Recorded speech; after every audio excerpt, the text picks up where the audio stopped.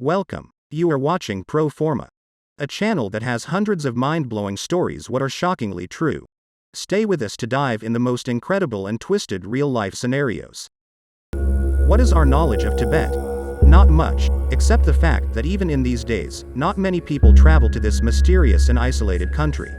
Today, we are going to tell you an inspiring true story of the first known foreign woman who visited Tibet. And she made it before people actually started to travel by planes. Alexandra David Néel was a traveler, writer, and Buddhist spiritualist, published more than 30 books about her travels, which covered 30,000 kilometers on foot or by different means of transportation. Throughout her nearly 101 years of life, David Néel traveled thousands of miles on foot, by horse, yak, donkey, boat, plane, and by any other means.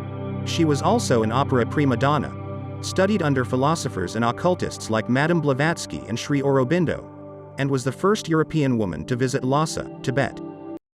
David Néel was born in Saint Monde on October 24, 1868.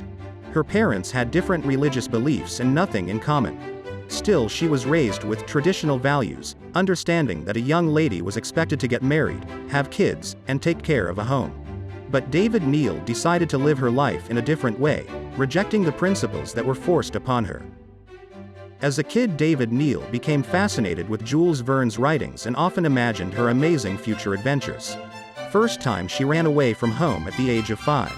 And later at 15, David Néel walked by foot into the Netherlands and booked passage to England. She started studying voice and music at the age of 15, and had a tremendous natural talent. But her love of travel was stronger, and when she was 17, David Néel went on a simple walk and continued trekking up through the Alps and into the Italian Lake Country. When her money ran out, her distressed mother had to come to get her from Milan. She once said that she could never settle for the cozy and predictable existence like her parents, and that she was homesick for a place that was not her own. David Néel tried to work in a clothing shop to please her mother but failed. She entered the Royal Conservatory of Brussels studying piano and music theory, but left to study in London under help of Elizabeth Morgan, her mentor, who was a member of Theosophical Society.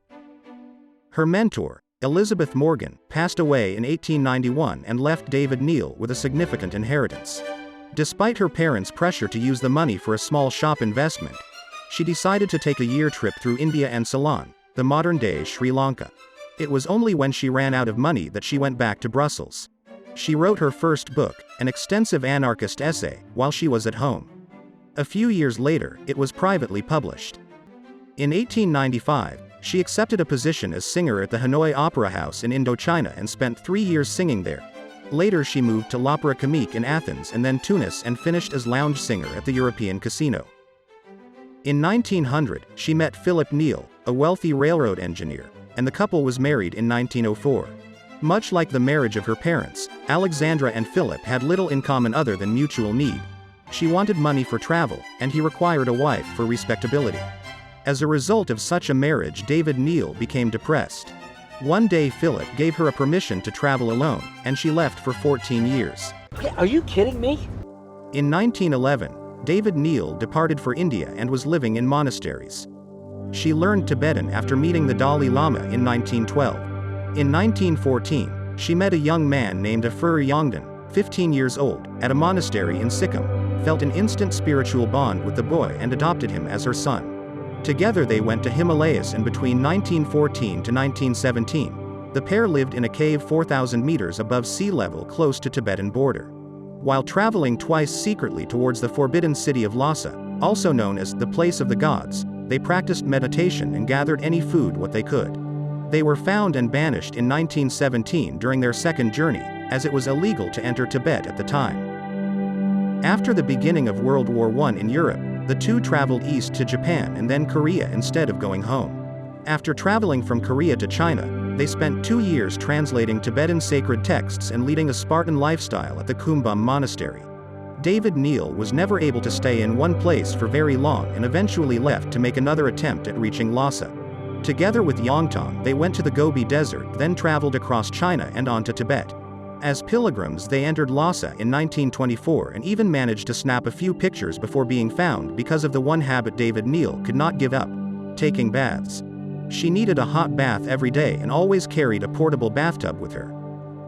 Tired of so many years of travel, couple returned to France with the help of British trade agent David MacDonald. From 1925 to 1941, they were coming back and forth from Europe to Asia.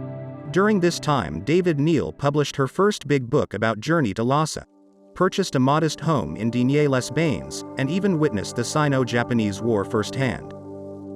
The husband of David Néel died in 1941, so she was forced to stay in Europe to settle his estate. Later in 1955, her adopted son Yongden passed away from uremia. He found it difficult to adjust to European life and got into the excessive habit of drinking. The death of her adopted son crushed David Néel and she became depressed. She was terribly lonely, wishing only to travel again herself. That's why at the age of 100 she renewed her passport to travel again to Germany, Russia and USA, but her housekeeper at the time refused the idea to travel with her. David Néel spent rest of her life being interviewed by famous writers and even received medal in her honor as an intrepid explorer by French government. She was the subject of television and radio interviews. All of this meant little to the woman who had spent her entire life traveling and now felt trapped. Her health began to decline in her last year, and she died on the 8th of September 1969, shortly before her 101st birthday. Thank you for watching this video. And if you like it, be sure to hit that subscribe button and follow for more.